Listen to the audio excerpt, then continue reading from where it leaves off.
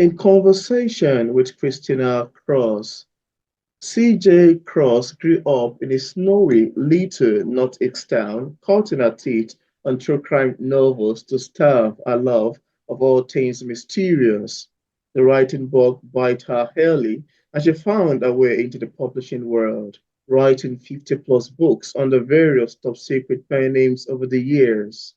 Now relocated to a place where she can safely trade in her snowshoes for flip-flops, she's found a reason to dust off her old criminal justice degree and she's turned an old passion into a new flame, writing compelling thriller novels.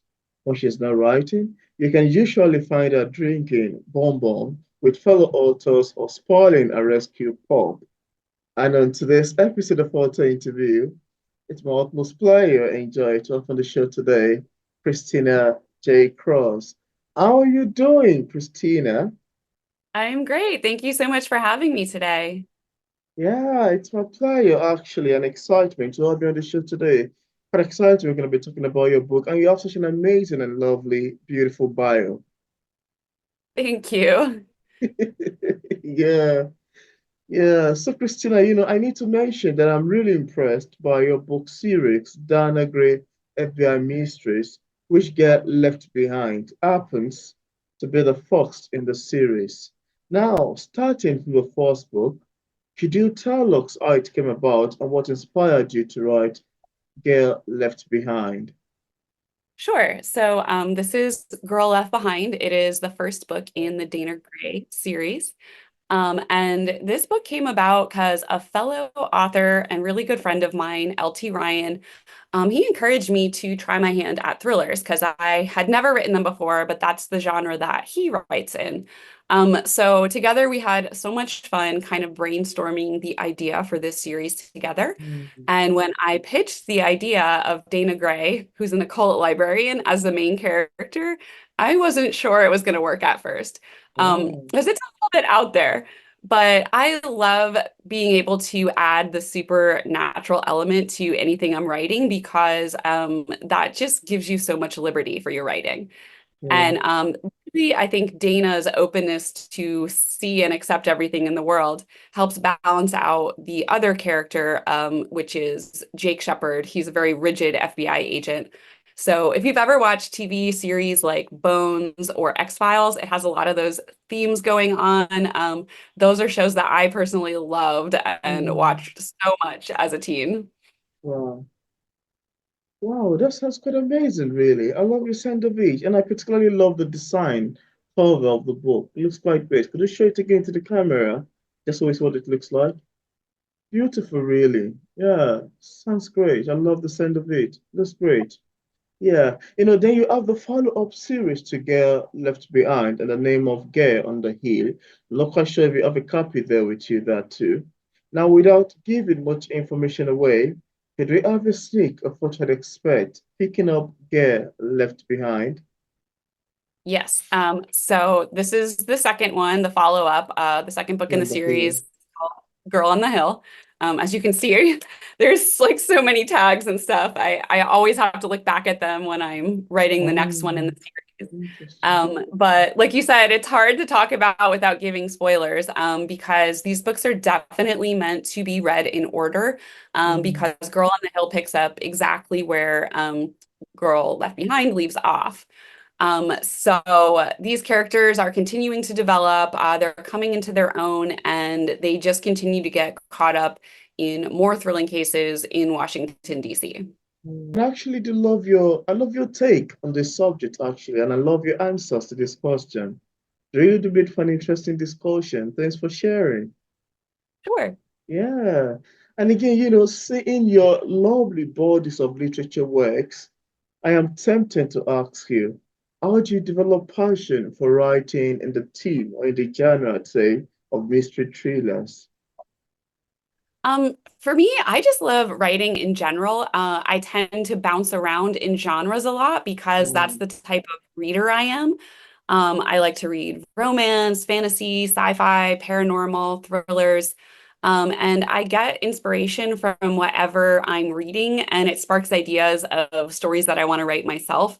Wow. So I definitely, I was always a reader first, and that's what gave me the passion to want to write some of my own stories. And Mm, for Dana Gray in particular, I had to do a lot of research because, first of all, I was new to the thriller genre. So I watched a ton of television and movies. I read a lot of books in the genre. And there is just so much more research that goes into this genre than some of the other ones I've written in mm. because they take place in real places in the world. They're referencing FBI procedure, laws, and all that kind of stuff. So I really try to make it as accurate as possible and do justice to all that. Wow. But then it's really fun, on the other hand, to cut loose and dive into the occult aspect of things because then you get to explore legends and folklore. So it's a good mix of both. Yeah. Yeah, I particularly love your take on this actually, and myself too. I'm a huge fan of mystery thrillers. I mean, I love reading mystery thrillers because it's always compelling, captivating, and absorbing in a way that you get hooked to your chair and never wanted the story to end. Yeah, so that's quite great to know. That's quite great to know. Now, Christina, you also have Gay in the Grave. For readers who haven't read it yet and without giving much information away, could we have a sneak of what to expect in terms of themes? Picking up Gay in the Grave, Yes. So I have that one here for you. Again, this the is the third book in the Propitious. series, and they're really meant to be read in order because you have a lot of continuing arcs of the overall story from like the first, second, and third book. Mm. They all kind of carry over. So reading them in order is definitely you're going to get the most out of it. The characters continue to develop, their relationships develop, and you see a lot of previous cases kind of coming back to haunt our main character, Dana Gray, as she's continuing to assist the FBI with another case in Washington, D.C. Wow, that feels great. That sounds quite amazing, really. I love the sound of Get in the Grave. Thanks for sharing. Thanks for Absolutely. sharing. And now, as authors, we all have different ways of reacting to feedbacks and criticism of our works. I'm curious to know your opinion about criticism. How do you react to negative reviews of your books in case you've ever had one in the past? Yeah, I think it's totally normal to have criticism because not everyone is meant to like the same thing. I think people are different and unique, and that's what makes life so interesting. Mm, So I truly don't spend a lot of time dwelling on criticism. When I'm seeking critiques of my work, I tend to go to trusted colleagues in my field because I mm. know their advice is going to be constructive to me. Wow, that's quite great. I love your take on that as well. Yeah. Because criticism sometimes can be it can be very depressing, especially if one is coming up as a new author. Yeah, thanks for sharing. I I agree. It's hard, like whether you're a new author or this is my 50s book, like you never want to hear somebody hate something you did, but Absolutely. that's just life, everyone's entitled to their opinion, and it's just really important in anything, but especially writing, to keep looking forward and moving forward because it's so Mm, easy to get caught up like rewriting and looking absolutely. back and seeing what you can change, but you just got to keep moving forward. Yeah, and sometimes, and why we know that it's not all criticism that we ought to follow. Sometimes it gets us doubting our potency as a writer, doubting our strength, our talent, our skill as a writer. So it can be like a two-way side feeling. Oh, really? Should I really think about it? Anyway, let me just leave it alone, things like Yeah. that. Having a second doubt and second thought. Thanks for sharing. I love the sound of it. Yeah. Now, apart from the Dana Gray FBI mystery thriller, do you have any other works you've authored or say currently working on? Yeah, so I have the next book actually just came out, the fourth book in the Dana Gray series, which is Girl Betrayed. It just came out in June. I Oh, think it's the biggest one yet. So there's just so much more story going on. Continuation of the story and old characters coming back into play. So this one was really, really fun. And currently I'm working on the fifth book right now. So I'm about, I would wow. say halfway through the first draft. Oh. Um, like you mentioned, I've written under quite a few different pen names. So you can find some of my books under CJ Benjamin. That's where you'll Wow. find my very first series, which is the Geneva Summer series. And they are YA fantasy books. And I think they're the books that I'm most proud of because they're the ones that started me down this writing path and let me know that this Mm, could be a career.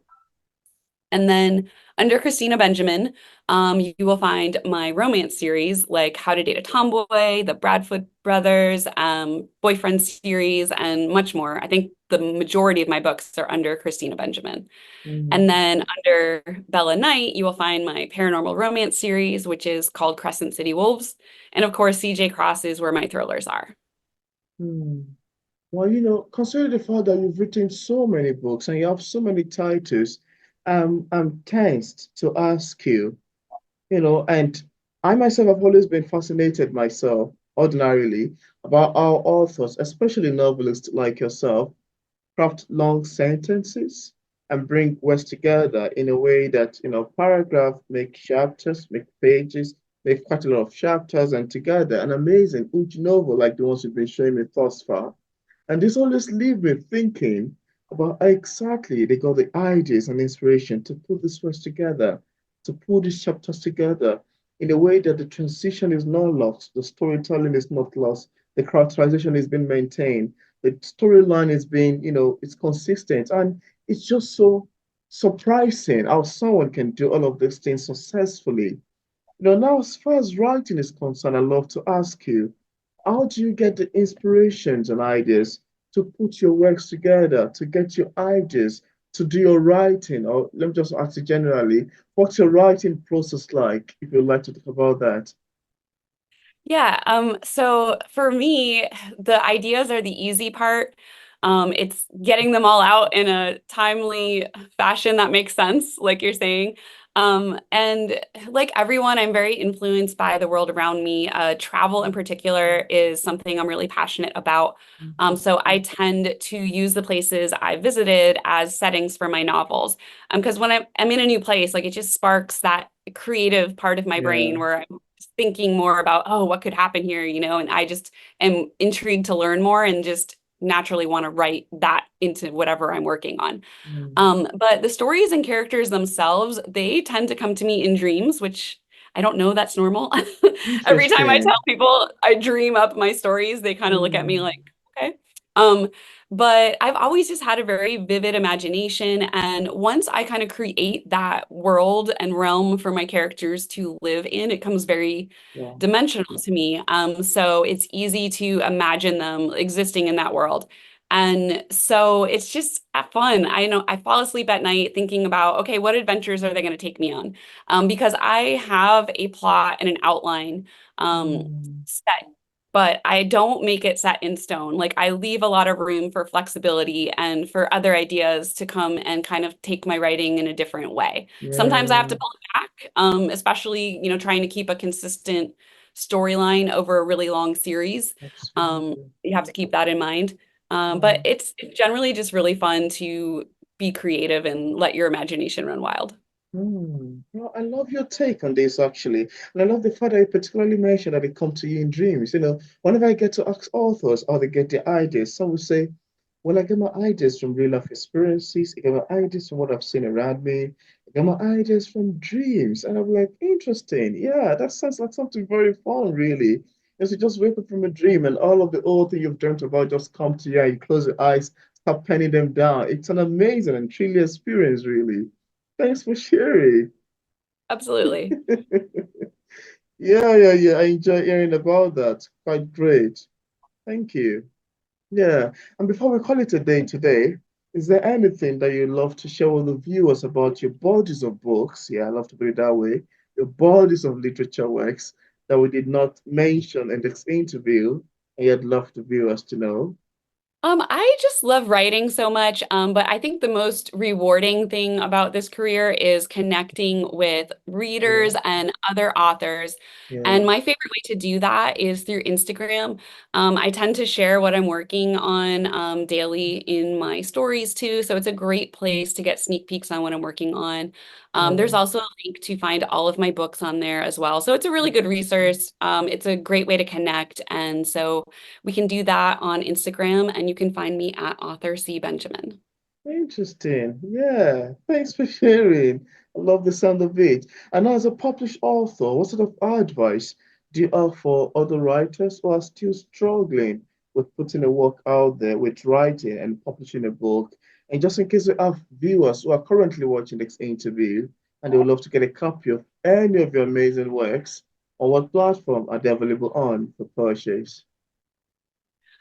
So advice first, I'll tackle that one. Just don't let anything stop you from sharing your story. Get it Mm, written. That is the most important part. It's the yeah. hardest part, but you just have to carve out some time for yourself, and try to add to your work every day, even if it's just one sentence. It's all about Absolutely. consistency, forward progress, because you can always polish it later. When I first started writing, I did it on my lunch break every single day. That was my 1 hour a day to write. And sometimes you get Mm, 1,000 words, sometimes you get 50, but you yeah. just have to keep at it. So that's my advice for sure. And publishing, the industry changes rapidly. I like that it's not a one size fits all industry anymore. Yeah. So don't let anyone tell you there's a right and a wrong way. You need to find the right way for you.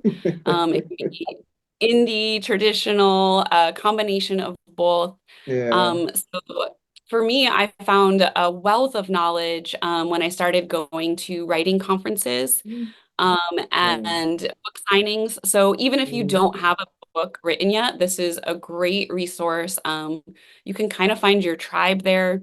mm, And my advice is just be totally open to what everyone is telling you, to different alternatives, and learn from everyone. That's mm. probably my best advice. Um, Interesting. Oh, but for my wow. books, they're all on Amazon. They're very easy to find if you know the title or one of my pen names, and you can find them all on either ebook, paperback, and a few of them have actually been made into hardcovers Mm. and audiobooks as well. Interesting. I'm quite intrigued by your body of advice, and I'm hoping that viewers, including myself, would love to utilize it. And yeah, as to the book links, I left a link in the description part of this interview where interested viewers can get a copy of Christina Benjamin books directly on Amazon and also on other platform. I also left a link in the description to our social media pages for possible followings. So thank you so much, Christina, for accepting the invitation the featured on P English literature. It's awesome. And I mean, it's really, really wholesome having this conversation with you. Thank you so much for having me. This is so great. I love that we can connect with so much distance between us, and it feels like we're having a Absolutely. conversation. Technology has made the world quite easy to speak and jump on the computer. Thanks for coming on. I really appreciate it. This was quite fun.